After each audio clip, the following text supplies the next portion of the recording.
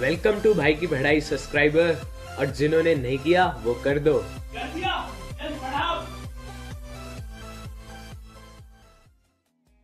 दोस्तों, आज की चर्चा का विषय है साउंड। साउंड यानी आवाज, और आवाज यानी जो चीज तुम अभी सुन रहे हो। वैसे साउंड असल में है क्या? ये एक फॉर्म ऑफ एनर्जी है जो हमारे कानों में कुछ सुनने की फीलिंग देती है। इंग्लिश में बोले तो sound is a form of energy which produces a sensation of hearing in our ears. तो एक बात ये भी है कि बिना एनर्जी के साउंड प्रोड्यूस नहीं हो सकती। और हमने law of conservation of energy तो पढ़ ही रखा है, जो कहता है कि एनर्जी ना तो बनाई जा सकती है और ना ही तबाह की जा सकती है। तो मेन चीज हम इस चैप्टर में सीखने की कोशिश करेंगे कि साउंड बनती कैसे है, ट्रैवल कैसे करती है और हमारे कानों तक कैसे पहुंचती है। तो किसी जमाने में हमने ये बात पढ़ी थी कि sound is produced by vibrating objects. भूल गए क्या यार? 8वीं में ही तो पढ़ा था। वैसे एग्जाम के बाद चैप्टर्स को भूल जाना हमारा जन्म सिद्ध अधिकार है, तो कोई नहीं, मैं दोबारा याद दिला देता हूं। साउंड वाइब्रेटिंग ऑब्जेक्ट से प्रोड्यूस होता है, और वाइब्रेशन एक तरह का मोशन है। जब टू और फ्रो मोशन बहुत तेज स्पीड में होता है तो उसे वाइब्रेशन कहते हैं। जब हम बोलते हैं तो वोकल कॉर्ड्स वाइब्रेट होती हैं और साउंड प्रोड्यूस होती है। अब हमें यह तो पता चल गया कि साउंड कैसे प्रोड्यूस होती है। अब बात करते हैं कि साउंड ट्रैवल कैसे करती है, यानी साउंड का प्रोपोगेशन कैसे होता है। अब जिस मैटर से साउंड ट्रैवल करती है या ट्रांसमिट होती है, उस मैटर को हम मीडियम कहते हैं। मान लो तुम्हें कोई बुला रहा है, वैसे तो कोई बुलाता नहीं, लेकिन मान लो, तो साउंड उसके मुंह से निकलेगी, मीडियम से ट्रैवल करेगी और फिर तुम्हारे कानों तक पहुंचेगी। तो जब ऑब्जेक्ट वाइब्रेट करेगा तो ऑब्जेक्ट के आसपास के मीडियम के पार्टिकल्स होंगे, वो भी वाइब्रेशन मोड में आ जाएंगे। पर अब ये मत सोचना कि वो पार्टिकल सारा रास्ता ट्रैवल करके तुम्हारे कानों तक आते हैं। नहीं नहीं, ऐसा नहीं होता। जो पार्टिकल वाइब्रेटिंग ऑब्जेक्ट के कांटेक्ट में होते हैं वो हिलते हैं और साइड वाले पार्टिकल पर फोर्स लगाते हैं, जिससे वो हिलते हैं, और जो पार्टिकल फोर्स लगाता है वो रेस्ट पर आ जाता है। ऐसे फिर दूसरा पार्टिकल साइड वाले पर फोर्स लगाता है, और वो उसके साइड वाले पर, और वो उसके साइड वाले पर, और वो उसके साइड वाले पर, और ऐसे ही चलता जाता रहता है, और साउंड हमारे कानों तक पहुंच जाती है। अब ये भी बोल सकते हैं कि साउंड एक वेव की तरह चलती है, क्योंकि पार्टिकल्स का मोशन वेव की तरह होता है, और पार्टिकल के इस मोशन के कारण साउंड वेव्स को मैकेनिकल वेव्स भी कहते हैं। दोस्तों, जो सबसे कॉमन मीडियम जिससे साउंड ट्रैवल करती है वो है एयर, यानी हवा। तो जो वाइब्रेटिंग ऑब्जेक्ट्स हैं वो बहुत तेज स्पीड से आगे पीछे मूव होते हैं। तो जब ऑब्जेक्ट वाइब्रेट होते हुए आगे की तरफ आता है तो वो एयर को पुश करता है, जिससे एयर कंप्रेस हो जाती है। इससे रीजन का प्रेशर और डेंसिटी हाई हो जाती है, और वो रीजन कंप्रेशन कहलाता है। ऐसे ही जब ऑब्जेक्ट वाइब्रेशन में पीछे की तरफ आता है तो एयर एक्सपैंड हो जाती है, जिससे उस रीजन का प्रेशर और डेंसिटी लो हो जाती है, और उस रीजन को रेयरफ्रैक्शन कहा जाता है। इतने में कंप्रेशन वाली रीजन आगे निकल जाती है। तो हमें यह पता चला कि एक वाइब्रेशन में एक कंप्रेशन और एक रेयरफ्रैक्शन फॉर्म होता है। तो जब तक ऑब्जेक्ट वाइब्रेट होता रहेगा तब तक कंप्रेशन और रेयरफ्रैक्शन प्रोड्यूस होते रहेंगे। तो मैंने बताया था कि कंप्रेशन में प्रेशर हाई होता है, जिससे डेंसिटी भी ज्यादा होती है, और रेयरफ्रैक्शन में प्रेशर और डेंसिटी कम होती है। तो हम ये भी कह सकते हैं कि sound wave is propagation of pressure and density variation in the medium. Sound जो है वो एक मैकेनिकल वेव है, मतलब इसे ट्रैवल करने के लिए एक मीडियम चाहिए होगा। यानी साउंड वैक्यूम में ट्रैवल नहीं कर सकती क्योंकि वैक्यूम में पार्टिकल्स नहीं होते हैं। वैक्यूम मतलब खाली, जहां कुछ भी ना हो। तो मैं ये गर्व के साथ कह सकता हूं मेरे बैंक अकाउंट में वैक्यूम है। अब वेव दो तरह की होती है, लॉन्गिट्यूडनल और ट्रांसवर्स। लॉन्गिट्यूडनल में साउंड जिस डायरेक्शन में ट्रैवल करती है उसी डायरेक्शन में पार्टिकल्स आगे पीछे ऑक्सिलेट करते हैं, और ट्रांसवर्स वेव में पार्टिकल्स साउंड के परपेंडिकुलर डायरेक्शन में ऑसिलेट करते हैं, यानी ऊपर नीचे। लॉन्गिट्यूडनल में मीडियम के पार्टिकल्स जिस डायरेक्शन में ट्रैवल करना होता है उस डायरेक्शन में आगे पीछे ऑसिलेट करते हैं, और ट्रांसवर्स वेव में पार्टिकल्स डायरेक्शन के परपेंडिकुलर घूमते हैं, यानी ऊपर नीचे। तो साउंड जो है वो लॉन्गिट्यूडनल वेव होती है। तो दोस्तों ये साउंड वेव है जो हमारा इतनी देर से दिमाग चाट रही है। तो इससे डिस्क्राइब या एनालाइज करने के लिए साउंड वेव्स की कुछ अपने पैरामीटर्स होते हैं, जैसे frequency, amplitude, time period, oscillation और दुनिया भर का झमेला। तो मैं एक एक करके सारी चीजें समझाऊंगा, बस तुम ध्यान से सुनते जाना। तो सुनो, साउंड वेव को ग्राफ के फॉर्म में रिप्रेजेंट किया जाता है। तो ग्राफ कुछ ऐसा बनता है जिसमें इस वाली एक्सिस पर डेंसिटी लेते हैं और इस वाली एक्सिस पर डिस्टेंस। इस ग्राफ में जो तुम ये पहाड़ सा देख रहे हो इसे क्रेस्ट बोलते हैं, और ये कंप्रेशन को रिप्रेजेंट करता है। और जो तुम्हें ये गड्ढा दिख रहा है इसे ट्रॉफ कहते हैं, जो रेयर फ्रैक्शन को रिप्रेजेंट करता है। तो क्रेस्ट के टॉप पर जो पॉइंट होता है वो मैक्सिमम डेंसिटी बताता है, और ट्रॉफ का लोएस्ट पॉइंट मिनिमम डेंसिटी बताता है। तो इन दो पॉइंट से बीच की लाइन तक जो लेंथ होगी उसे एम्पलीट्यूड कहते हैं। इसे कैपिटल ए से रिप्रेजेंट किया जाता है। एम्पलीट्यूड मैक्सिमम या मिनिमम डिस्टरबेंस बताती है। जितना ज्यादा एम्पलीट्यूड होगा उतनी ज्यादा वॉल्यूम होगी। यहां से लेकर यहां तक एक ऑसिलेशन है, मतलब एक ऑसिलेशन में एक क्रेस्ट और एक ट्रॉफ आ जाता है। तो ऑसिलेशन कहीं से भी स्टार्ट हो सकती है। मान लो ग्राफ ऐसा है, तो ऑसिलेशन काउंट होगी 1 2 3। तो समझ गए? वैसे ऑसिलेशन और वाइब्रेशन एक ही बात है। तो बात करते हैं अब फ्रीक्वेंसी की।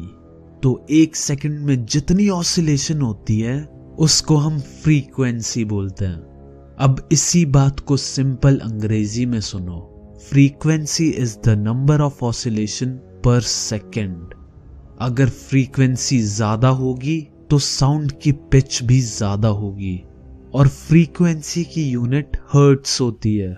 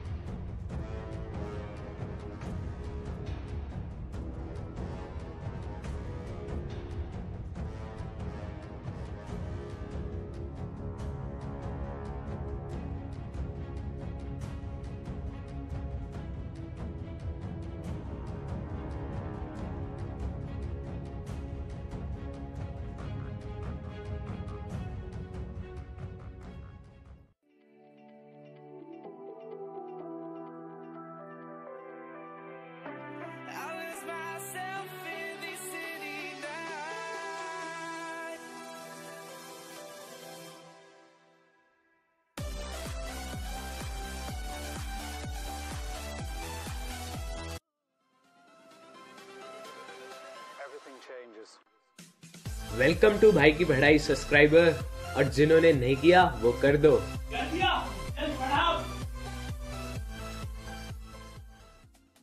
तो बात करते हैं अब फ्रीक्वेंसी की।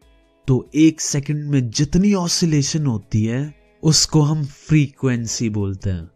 अब इसी बात को सिंपल अंग्रेजी में सुनो। Frequency is the number of oscillation पर सेकंड। अगर फ्रीक्वेंसी ज्यादा होगी तो साउंड की पिच भी ज्यादा होगी, और फ्रीक्वेंसी की यूनिट हर्ट्स होती है। और ऐसी ही एक और चीज होती है, वो है टाइम पीरियड। इसका मतलब है कि एक ऑसिलेशन को कंप्लीट होने में जो टाइम लगता है उस टाइम को टाइम पीरियड कहते हैं। Time taken to complete one oscillation is called time period. और फ्रीक्वेंसी इसका उल्टा है, number of oscillation in 1 second. Frequency का सिंबल ये होता है, ये वी नहीं है, इसे न्यू कहते हैं। और टाइम पीरियड का सिंबल है कैपिटल टी, और यूनिट है सेकेंड्स। फ्रीक्वेंसी और टाइम पीरियड के बीच एक रिलेशन भी है। फिजिक्स में रिलेशन का मतलब कपल नहीं होता, बल्कि एक फॉर्मूला होता है जिससे ये आपस में रिलेट करते हैं। वो फॉर्मूला है न्यू इक्वल्स टू 1/T। और देश हमारा आजाद है तो इसे हम T इक्वल्स टू 1/न्यू भी लिखते हैं। अब बारी आती है वेवलेंथ की। भाई सीधी बात, 2 लगातार क्रेस्ट या 2 लगातार ट्रॉफ के बीच का जो डिस्टेंस होता है उसे वेवलेंथ कहते हैं। और वेवलेंथ का सिंबल कुछ ऐसा होता है। इस सिंबल को हम लैम्डा कहते हैं। भाई बहुत हो गया लंगड़ा भंगड़ा। तो मैंने पहले बताया था पिच होती है वो फ्रीक्वेंसी पर डिपेंड करती है, और साउंड की लाउडनेस एम्पलीट्यूड पर। तो अब हम अलग अलग तरह के ग्राफ बनाएंगे। पहला ग्राफ जिसमें साउंड की पिच होगी लो, यानी लो पिच्ड साउंड। पिच कम है तो फ्रीक्वेंसी भी कम होगी, तो ऑसिलेशन कंप्लीट होने में ज्यादा टाइम लगेगा। और क्रेस्ट और ट्रॉफ चौड़े होंगे, यानी ग्राफ कुछ ऐसा बनेगा। चलो अब एक ऐसा ग्राफ बनाएंगे जो हाई पिच साउंड दिखाएगा। अगर पिच ज्यादा होगी तो फ्रीक्वेंसी भी ज्यादा होगी, जिससे क्रेस्ट और ट्रॉफ की कमर पतली होगी और ग्राफ की शक्ल कुछ ऐसी होगी। अब बात करते हैं एक ऐसे ग्राफ की जिसमें साउंड सॉफ्ट है, यानी साउंड की लाउडनेस कम है। तो जैसे मैंने बताया था कि लाउडनेस एम्पलीट्यूड के हिसाब से होती है।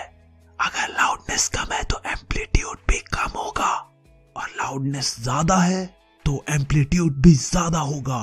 तो हम बात कर रहे थे कम लाउडनेस वाली साउंड की, जिसमें एम्पलीट्यूड कम होगा। तो ग्राफ में क्रेस्ट और ट्रॉफ की ऊंचाई कम होगी। अगर तुम्हें इनकी हाइट बढ़ानी है तो इन पहाड़ों को कॉम्प्लेन पिलाए। तो अब बात करते हैं उस टाइप के ग्राफ की आवाज की जो हमारी HM की है, यानी लाउड साउंड। इसमें एम्पलीट्यूड ज्यादा होगा, तो ग्राफ कुछ ऐसा बनेगा।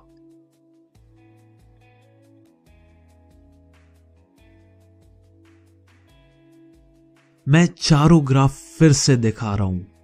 ये लो पिच का है जिसमें पहाड़ चौड़े हैं। ये हाई पिच का है, इसमें पहाड़ पतले हैं। ये सॉफ्ट साउंड का है जिसमें पहाड़ टिंगू से हैं। और ये लाउड साउंड का है जिसमें पहाड़ ऊंचे हैं। अब कुछ छोटी मोटी बात सुनो।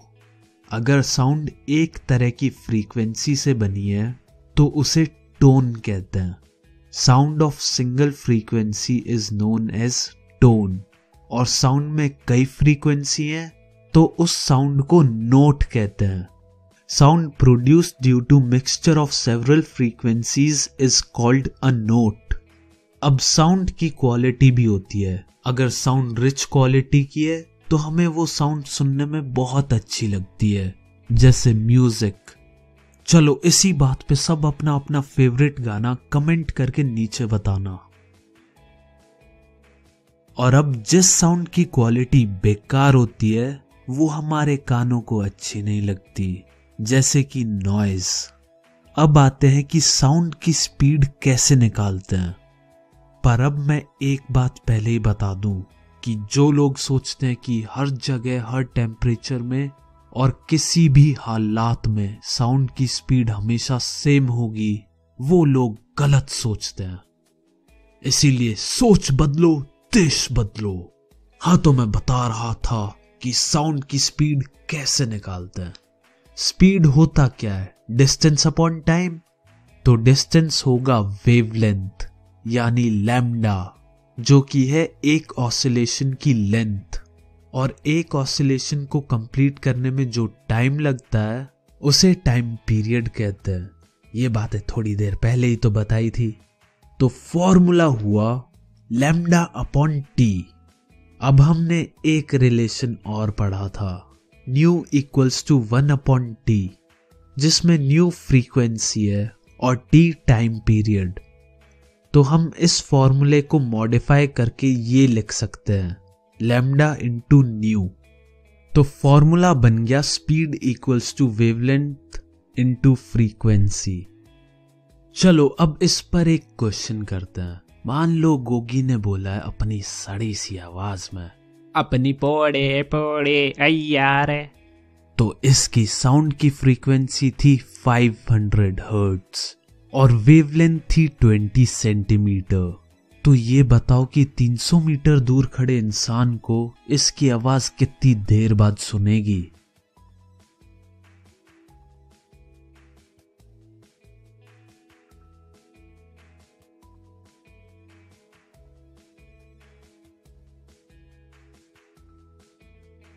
आओ बालको आओ, देखते हैं किस किस का सही उत्तर निकल कर आया है। तो यारो फ्रीक्वेंसी गिवन है 500 हर्ट्ज और लैम्डा है 20 सेंटीमीटर, जो कि हो जाएगा 0.2 मीटर। याद है कि नहीं, हमेशा चीजों को SI यूनिट में लेना होता है। तो V equals to lambda into nu से अपनी वेलोसिटी आ जाएगी 0.2 इंटू 500, जो कि होगा 100 मीटर पर सेकेंड।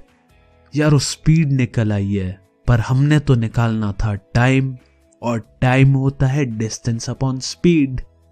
भूले तो नहीं होगे ना? फिजिक्स के पहले चैप्टर में सबसे पहले यही पढ़ा था हमने। चलो अब बस वैल्यू डालो, 300 अपॉन 100 इक्वल्स टू 3 सेकेंड। तो जिसका आंसर आया है 3, I am very proud of you. चलो अब इसी बात पे वीडियो को लाइक कर दो। अब बात करते हैं इंटेंसिटी और लाउडनेस के फर्क की। ये दोनों एक चीज नहीं है। मान लो कोई इंसान बोल रहा है तो वो हर सेकंड में कुछ यूनिट एरिया से कुछ साउंड एनर्जी निकाल रहा होगा, उसे इंटेंसिटी कहते हैं। इंग्लिश में सुनोगे तो और समझ में आएगा। The amount of sound energy passing each second through unit area is called the intensity of sound. Loudness ear का रिस्पॉन्स होता है साउंड के लिए, यानी it is the measure of the response of the ear to the sound. जरूरी नहीं है कि इक्वल इंटेंसिटी की साउंड सबको सेम लाउडनेस से ही सुने। अब कोई बहरा है तो उसके लिए लाउडनेस तो 0 होगी। जैसे एग्जाम टाइम में तुम कितनी ही इंटेंसिटी से किसी को बुला लो, सब बहरे हो जाते हैं। तो लाउडनेस तुम्हारे कानों पर डिपेंड करती है और इंटेंसिटी तुम्हारे मुंह पर। तो जो साउंड है वो किसी मीडियम से ट्रेवल करती है या प्रोपोगेट होती है, तो उसकी स्पीड फाइनाइट रहती है। पर स्पीड भी कुछ बातों पर डिपेंड करती है, जैसे टेम्परेचर पर। अगर टेम्परेचर ज्यादा होगा तो स्पीड भी ज्यादा होगी, और मीडियम के मैटर पर भी स्पीड डिपेंड करती है।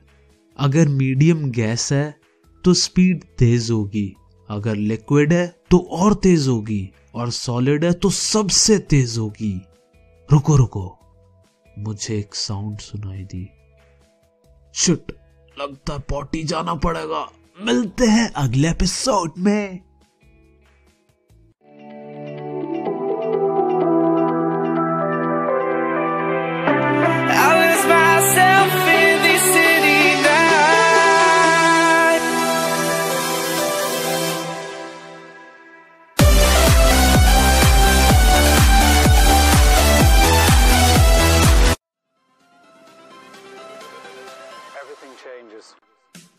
वेलकम टू भाई की पढ़ाई सब्सक्राइबर, और जिन्होंने नहीं किया वो कर दो। कर दिया, चल पढ़ाओ। अब जो टॉपिक हम शुरू करने वाले हैं उसका नाम है रिफ्लेक्शन ऑफ साउंड। जैसे हम दीवार पर बॉल मारते हैं तो वो बाउंस होकर वापस आती है, उसी तरह साउंड भी किसी सॉलिड से टकराकर रिफ्लेक्ट हो जाती है। हमने किसी जमाने में लाइट के चैप्टर में लॉज ऑफ रिफ्लेक्शन पढ़े थे, याद तो होंगे नहीं, कोई बात नहीं, मैं याद दिला देता हूं। मान लो ये एक वॉल है या फिर कोई सरफेस, तो ये हो जाएगी नॉर्मल रे जो सरफेस से 90 डिग्री का एंगल बनाती है। अब मान लो साउंड इस तरह आती है, तो इस लाइन को हम इंसिडेंट रे कहते हैं। जो एंगल नॉर्मल और इंसिडेंट रे के बीच बनता है उसे हम एंगल ऑफ इंसिडेंस कहते हैं। और फिर ऐसे साउंड रिफ्लेक्ट होकर चली जाएगी, तो इस रे को रिफ्लेक्टेड रे कहते हैं। और रिफ्लेक्टेड रे और नॉर्मल रे के बीच जो एंगल बनता है उसे हम एंगल ऑफ रिफ्लेक्शन कहते हैं। मेन बात यह है कि एंगल ऑफ इंसिडेंस और एंगल ऑफ रिफ्लेक्शन दोनों बराबर होते हैं। तो ये तो हो गई पुरानी यादें ताजा।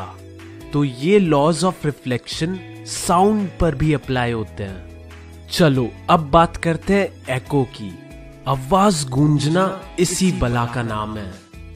एक इंपॉर्टेंट बात समझो, एको यानी गूंजी हुई आवाज को सुनने के लिए ओरिजिनल साउंड और एको के बीच में कम से कम 0.1 सेकंड का गैप होना चाहिए। अगर इससे कम का गैप होगा तो हमें एको नहीं सुनाई देगी। तो अब हम साउंड की जनरल स्पीड 344 मीटर पर सेकंड मानकर एक छोटी सी कैलकुलेशन करेंगे। और ये कैलकुलेशन हम करेंगे ताकि हम निकाल सके कि रिफ्लेक्टिंग सरफेस और जो बोल रहा है उसके बीच में कितना डिस्टेंस होना चाहिए जिससे हमें एको सुनाई दे।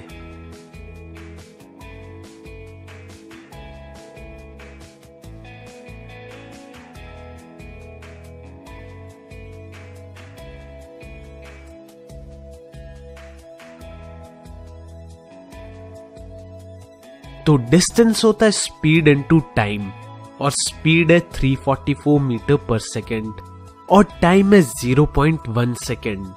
तो मल्टीप्लाई करने से आंसर आएगा 34.4 मीटर। अब इसे 2 से डिवाइड करेंगे, लेकिन कुछ महान लोग सोच रहे होंगे कि मैं 2 से क्यों डिवाइड कर रहा हूं।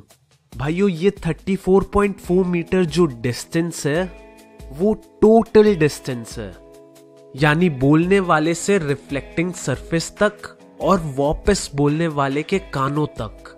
पर हमें चाहिए सिर्फ बोलने वाले इंसान और रिफ्लेक्टिंग सरफेस के बीच का डिस्टेंस, और इसी कारण हम इसे 2 से डिवाइड कर रहे हैं। तो अगर एको सुननी है तो आपके और रिफ्लेक्टिंग सरफेस के बीच 17.2 मीटर का मिनिमम डिस्टेंस होना चाहिए।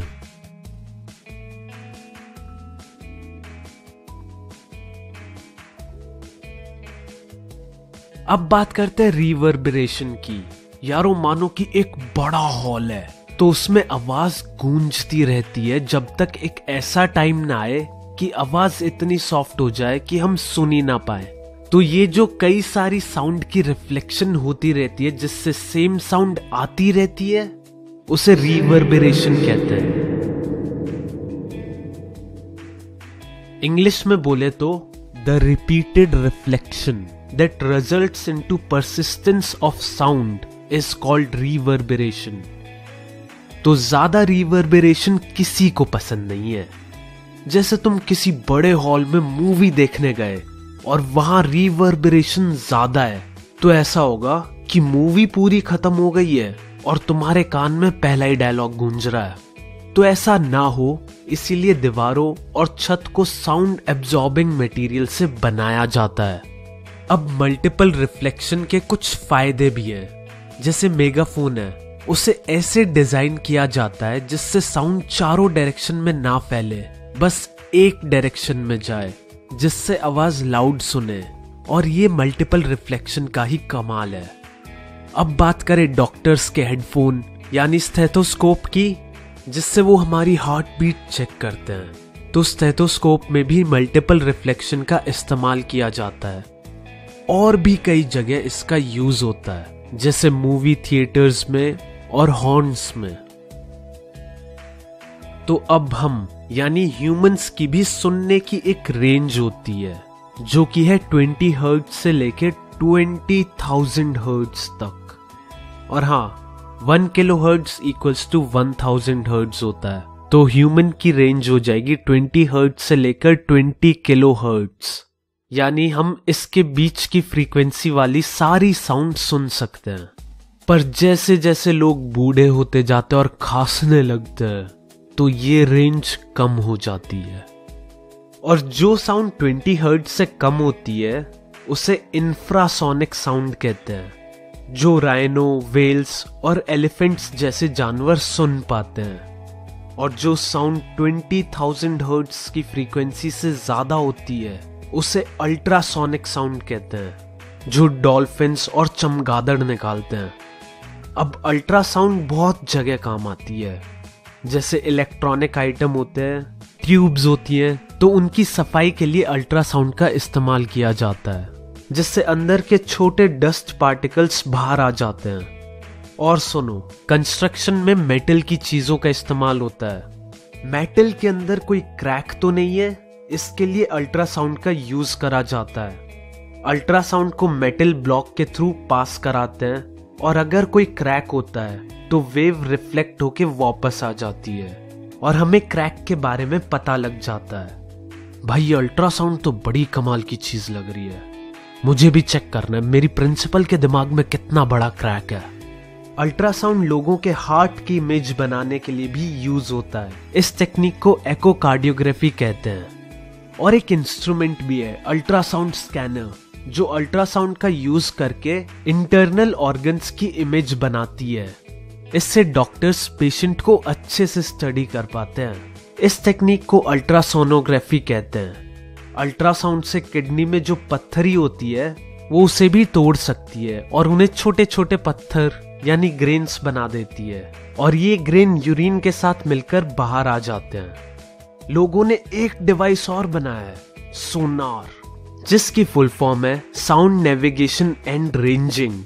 तो ये क्या करता है, अल्ट्रासाउंड वेव्स का इस्तेमाल करके सी की डेप्थ यानी सी लेवल से सी बेड का डिस्टेंस निकालता है। चलो अब देखते हैं कि सोनार काम कैसे करता है। इसमें एक ट्रांसमीटर और एक डिटेक्टर फिट किया जाता है, और इस सोनार को हम एक बोट में इंस्टॉल कर देते हैं, और फिर बोट को समुद्र में सैर के लिए ले जाते हैं। फिर वहां पर ट्रांसमीटर अल्ट्रासोनिक वेव्स प्रोड्यूस करते हैं, जो गहराई में जाकर सी बेड से टकराती है और वापस रिफ्लेक्ट होकर आ जाती है, और डिटेक्टर इन वेव्स को डिटेक्ट कर लेता है। तो वेव की इस पूरी यात्रा का टाइम इलेक्ट्रॉनिकली नोट हो जाता है, और साउंड की स्पीड हमें पता ही होती है, तो टोटल डिस्टेंस निकल आता है स्पीड और टाइम को मल्टीप्लाई करके। तो सी लेवल से सी बेड का डिस्टेंस निकालने के लिए टोटल डिस्टेंस को 2 से डिवाइड कर दो। चलो अब इसी पर एक बढ़िया सा क्वेश्चन करते हैं। अबे मेरा क्वेश्चन कहां गया? शिट यार, इतनी मुश्किल से इतना बड़ा और हार्ड सा क्वेश्चन लेके आया था मैं, पता नहीं कहां गायब हो गया। अरे हाँ, मिल गया। चलो बस किया तो ये सॉल्व करके दिखाना।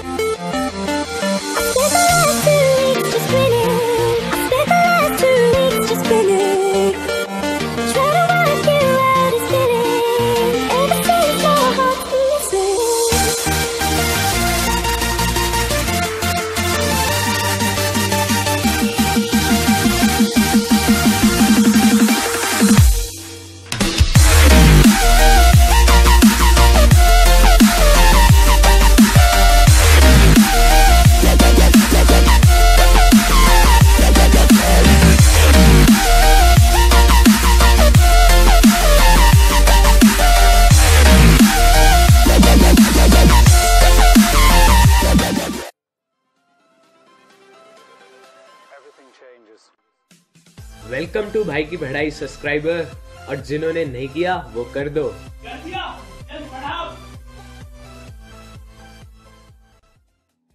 अब बात करते हैं बैट यानी चमगादड़ों की। तो वो अल्ट्रासोनिक वेव्स सुन भी सकते हैं और प्रोड्यूस भी कर सकते हैं, और इसी चीज से उन्हें रात में खाने के लिए कीड़े ढूंढने में बहुत मदद मिलती है। चमगादड़ वेव प्रोड्यूस करता है, और अगर उसके आसपास कोई कीड़ा होगा तो वो वेव्स उससे रिफ्लेक्ट होकर वापस आ जाएंगी, जिससे बैट को पता चल जाता है मेरा शिकार यहां पर है। फिर क्या, डिनर टाइम। अब बात करते हैं ह्यूमन ईयर्स के स्ट्रक्चर की, जिसे हम टाइम टू टाइम ईयरबड से साफ करते हैं। यार करते वक्त बहुत गुदगुदी होती है।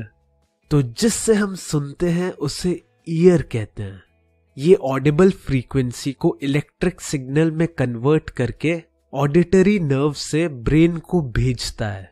ईयर 3 हिस्सों में डिवाइडेड है, आउटर, मिडिल और इनर ईयर। तो ये जो हमें कान दिख रहा है इसे पीना कहते हैं। ये हमारी सराउंडिंग से साउंड कलेक्ट करता है और ऑडिटरी कैनाल को पास कर देता है। फिर इस ऑडिटरी कैनाल नाम की गुफा के एंड में एक पतली सी मेम्ब्रेन होती है, जिसे हम ईयर ड्रम कहते हैं। ये कोई बजाने वाला ड्रम नहीं है, हिंदी में बोले तो कान का पर्दा। हम लोग इसे पर्दा कहते हैं, अंग्रेज लोग इसे ड्रम कहते हैं। इसका काम होता है वाइब्रेट होना। साउंड में कंप्रेशन और रिफ्रैक्शन होते हैं, याद है ना? तो जब ईयर ड्रम पर कंप्रेशन आता है तो ईयर ड्रम पर प्रेशर बढ़ जाता है और फोर्स लगता है, तो ये मेम्ब्रेन अंदर की तरफ हो जाती है और रेयर फ्रैक्शन में मेम्ब्रेन बाहर की तरफ। तो लगातार कंप्रेशन और रेयर फ्रैक्शन से ईयर ड्रम वाइब्रेट होता रहता है। फिर इस प्रेशर वेरिएशन को इलेक्ट्रिक सिग्नल्स में कन्वर्ट किया जाता है, और ये इलेक्ट्रिक सिग्नल्स ऑडिटरी नर्व से ब्रेन तक पहुंचते हैं, और ब्रेन इसे साउंड की फॉर्म में इंटरप्रेट करता है, यानी समझ जाता है। और इससे पहले तुम लोग और कुछ समझने के लायक ना रहो, इस वीडियो को यही एंड करते हैं। तो आज का मॉरल है, अगर तुम्हें मेरी आवाज गूंजती हुई सुनाई दे रही है तो तुम्हारे दिमाग में एक बहुत बड़ा क्रैक है, जाओ जाके अपना इलाज कराओ।